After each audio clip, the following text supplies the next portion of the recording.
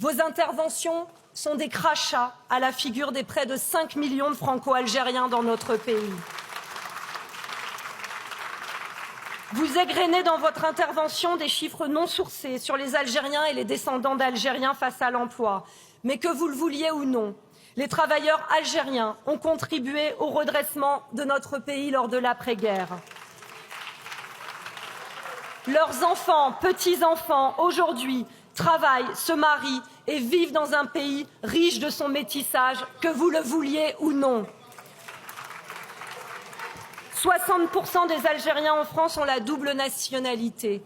C'est un rappel de notre histoire commune. Et celle-ci n'est pas derrière nous.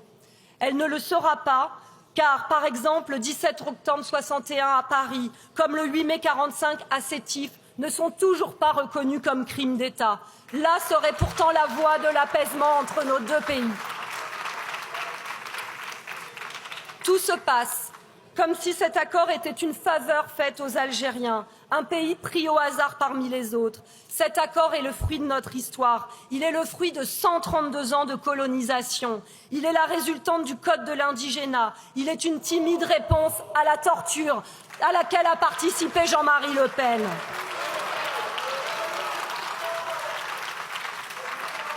Avec la dénonciation de ces accords, la seule chose que vous obtiendrez, c'est de raviver les plaies de la guerre d'Algérie. Honte à vous. Et surtout, s'il vous plaît, monsieur le rapporteur, ne prenez pas le masque de l'antiracisme. Quand dans vos rangs, l'un, par exemple, parle de réhabiliter la race pour restaurer la liberté de penser, un autre parle des musulmans en disant qu'ils sont plus musulmans que français, un autre encore a tenu une librairie négationniste. Honte à vous.